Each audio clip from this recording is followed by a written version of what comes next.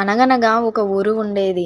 ఆ ఊరిలో కాంతమ్మ గారు వారి కుటుంబంతో కలిసి నివాసం చేస్తూ ఉంటారు. కాంతమ్మ గారిది దాచిపెట్టే గుణం, ఆవిడ కోడలు గారిది దానం చేసే గుణం. ఇలా ఒకరోజు కోడలా, ఒసే కోడలా. చెప్పండి అత్తయ్య గారు. మన పక్కింటి లక్ష్మి వాళ్ళ తోటలో పండిన మామిడికాయలు తెచ్చిచ్చింది. వీటిని జాగ్రత్తగా దాచిపెట్టు. సరే అత్తయ్య గారు, జాగ్రత్తగా దాచిపెడతా. నువ్వు దాచిపెడతావో లేకపోతే దానం చేస్తావోనే, ఈ మామిడికాయలకి ఇట్లా లేకపోవాలే నీ సంగతి ఉంటది. చాలా జాగ్రత్తగా దాచిపెడతా అత్తయ్య గారు. ఏమోనే, నువ్వు దాచిపెడతా అంటేనే భయంగా ఉందంటే ఇంకా నువ్వు జాగ్రత్తగా అంటున్నావు. ఇక ఆలోచించాల్సిందే. లేదత్తయ్య గారు, చాలా జాగ్రత్తగా దాచిపెడతా. నేను నా కొడుకుని తీసుకొని నేను పొలం కాడికి పోతా. నువ్వు వంట అయ్యాక భోజనం తీసుకొని పొలం కాడికి రా. అలాగే అత్తయ్య గారు, మీరు వెళ్ళండి. ఈ విధంగా కాంతమ్మ గారు ఆవిడ కొడుకు పొలానికి చేరుకుంటారు. కాంతమ్మ గారు, కాంతమ్మ గారు. మీరా? అత్తయ్య గారు లేరు. అత్తయ్య గారు మా ఆయన పొలం దగ్గరికి వెళ్ళారు. అత్తయ్య గారితో ఏమైనా పనుందా? అదేం లేదు లక్ష్మి, ఇంట్లో ఉంటే నీరసంగా ఉంది, కొంచెం ఆరోగ్యం బాగోలేదు కదా, అలా కాంతమ్మ గారితో మాట్లాడదామని వచ్చా. అవునా అక్క, మీ ఆరోగ్యం బాగోలేదా? ఆ సంగతే నాకు తెలియదక్క. ఏమైనా తింటారా? జ్వరంతో ఉన్నాను కదా లక్ష్మి, నోటికేం తినాలనిపించట్లేదు. అవునక్క, జ్వరంతో ఉంటే ఏమీ తినాలనిపించదు.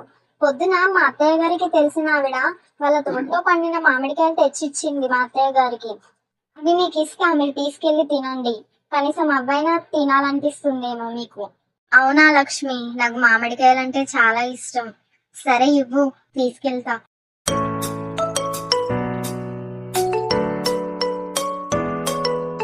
చాలా ధన్యవాదాలు లక్ష్మి. సరే అక్క, మీరు ఇంటికెళ్ళి రెస్ట్ తీసుకోండి. నేను వంట చేసి మా ఆయన గారికి మా అత్తయ్య గారికి భోజనం తీసుకెళ్ళాలి. సరే లక్ష్మి, వెళ్ళొస్తా. ఈ విధంగా కాంతమ్మ గారి కోడలు వంట చేయడం పూర్తి చేసుకొని భోజనాన్ని పొలం దగ్గరికి తీసుకెళ్తుండగా దారిలో, అక్క, దయచేసి ఒక నిమిషం ఆగండి. ఎవరు బాబు నువ్వు? నీకేం కావాలి? అక్క, నాకు చాలా ఆకలిగా ఉందక్క. మీ దగ్గర ఏమైనా తినడానికి ఉంటే నాకు ఇస్తారా? అయ్యో, ఆకలిగా ఉందా? సరే, నా దగ్గర అన్నం క్యారేజ్ ఉంది, తీసుకో బాబు, తీసుకొని తిను. చాలా ధన్యవాదాలక్క. అడగంగానే ఇచ్చారు. 4 రోజుల నుండి నేను అన్నం తినడం లేదక్క. చాలా కృతజ్ఞతలక్క నాకు భోజనం పెడుతున్నందుకు. అయ్యో పర్లేదు బాబు, తీసుకో ఈ అన్నం క్యారేజ్. కాంతమ్మ గారి కొడుకు అక్కడ భోజనం కోసం ఎదురు చూస్తూ ఉంటారు. ఇక్కడేమో కాంతమ్మ గారి కోడలు దారిలో కనిపించిన అతనికి భోజనం దానం చేస్తుంది. ఒరే కొడుకా, భోజనం చేసే టైం అవుతుంది, ఇంకా నీ భార్య రావట్లేదేంట్రా? వస్తుంది కావచ్చమ్మా, దారిలో ఉన్నట్టుంది. కాసేపు ఆగు. చాలా ఆకలిగా ఉందిరా, కడుపులో ఎలుకలు పరిగెడుతున్నాయి. నీ భార్య రాగానే తొందరగా క్యారేజ్ ఓపెన్ చేసి అన్నం తినాలిరా. నాకు కూడా చాలా ఆకలిగా ఉందమ్మా. వస్తుంది కావచ్చు, దారిలో ఉన్నట్టుంది. అలా కాంతమ్మ గారి కోడలు భోజనాన్ని దానం చేసి వట్టి చేతులతో పొలం దగ్గరికి వెళ్తుంది. లక్ష్మి, వచ్చావా? అబ్బ కోడలి పిల్ల, వచ్చావానే? చాలా సేపటి నుండి ఆకలిస్తుంది, కడుపులో ఎలుకలు పరిగెడుతున్నాయి. తొందరగా అన్నం క్యారేజ్ ఇవ్వు, అన్నం తినాలి, చాలా ఆకలిగా ఉంది. అవును లక్ష్మి, చాలా ఆకలిస్తుంది. అన్నం క్యారేజ్ ఏది? అన్నం క్యారేజ్ ఏదే? ఇందాక నుండి మేము అరుస్తున్నాం, ఏం మాట్లాడట్లేదేంటే నువ్వు? అత్తయ్య గారు, అది అది ఏదే? ఏది?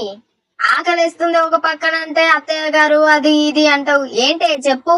ఏమైంది లక్ష్మి, చెప్పు. చెప్పడానికి ఎందుకు అంత సందేహపడుతున్నావు? అది కాదండి, నేను అన్నం క్యారేజ్ తీసుకొని వస్తుండగా దారిలో ఒక అతను నాకు కనిపించాడు.